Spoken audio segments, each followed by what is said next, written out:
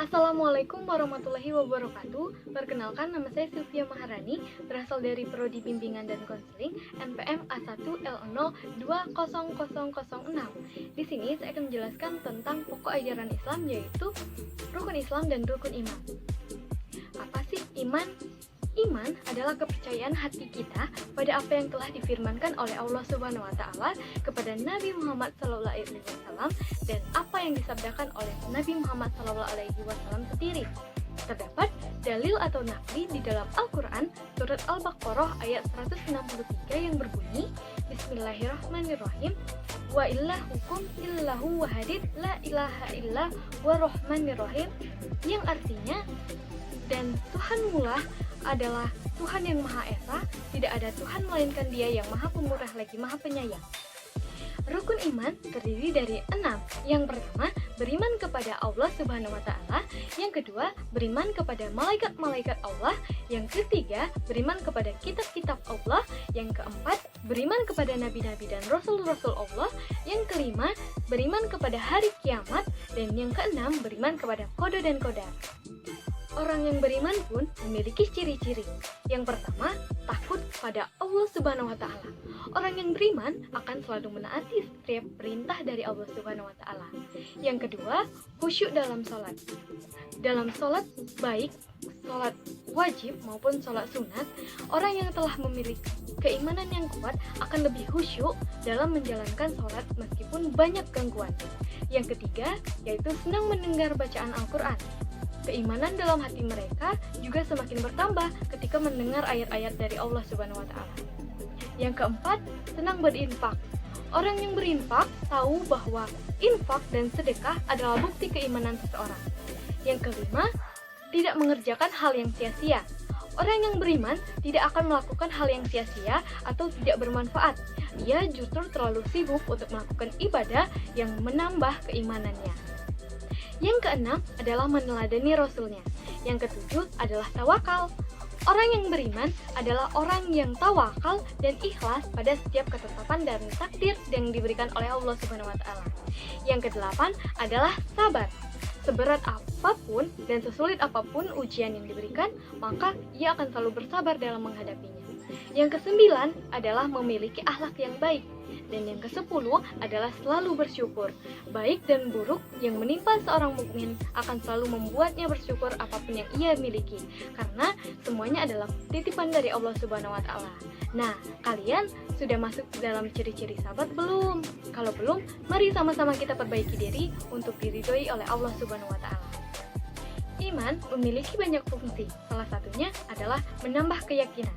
Kita telah mengetahui bahwa Allah Subhanahu wa taala yang telah menciptakan segala sesuatu dengan memberikan nikmat ke seluruh alam semesta.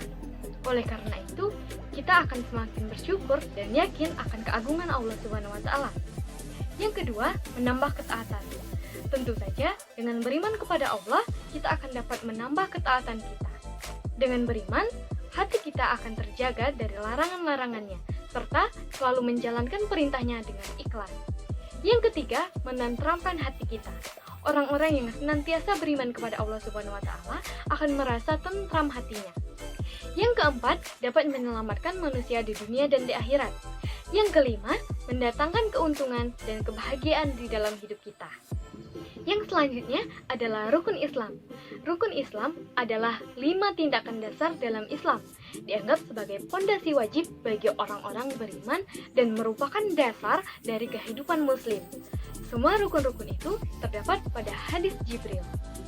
Rukun Islam terdiri dari 5 perkara. Yang pertama adalah syahadat, menyatakan tiada Tuhan selain Allah dan Muhammad adalah utusan Allah. Yang kedua adalah sholat.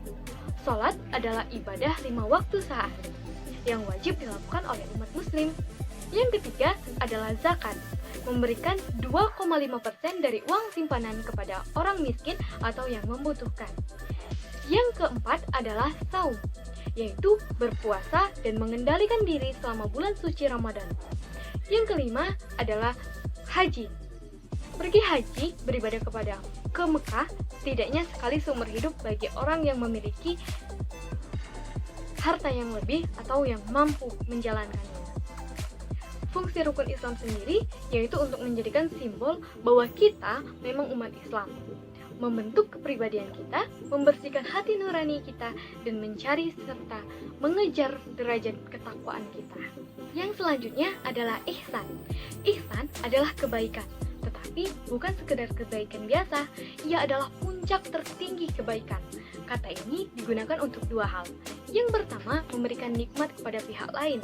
Yang kedua, berbuat baik. Karena itu, ihsan lebih luas dari sekedar memberi nafkah atau nikmat. Maknanya bahkan lebih tinggi dan lebih dalam daripada kandungan makna adil, karena adil adalah memperlakukan orang lain dengan sama dan perbuatan mereka kepada Anda. Sedangkan ihsan adalah memperlakukannya lebih baik dari perilakuan terhadap Anda. Adil adalah mengambil semua hak Anda atau memberikan semua hak orang lain.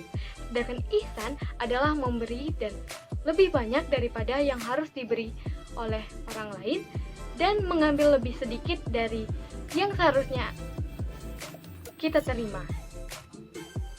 Ihsan dan akhlak sama-sama mencari yang terbaik, terpuji, dan termulia. Ihsan adalah melakukan yang terbaik dalam beribadah kepada Allah Subhanahu wa taala, baik ibadah mahmulah maupun ibadah gairullah mahdalah. Sementara akhlak adalah melakukannya yang terbaik terhadap Allah Subhanahu wa taala, Rasulullah SAW, pribadi, keluarga, bermasyarakat, dan bernegara. Adapun kaitan antara iman, ilmu, dan amal. Perbuatan baik seseorang tidak akan dinilai sebagai suatu perbuatan amal soleh jika perbuatan tersebut tidak dibangun atas nilai iman dan takwa. Sehingga dalam pemikiran Islam, perbuatan manusia harus dilandaskan iman dan pengetahuan tentang pelaksanaan perbuatan. Jadi, iman, ilmu, dan amal harus seimbang. Baiklah, itu saja dari saya. Saya akhiri. Wassalamualaikum warahmatullahi wabarakatuh.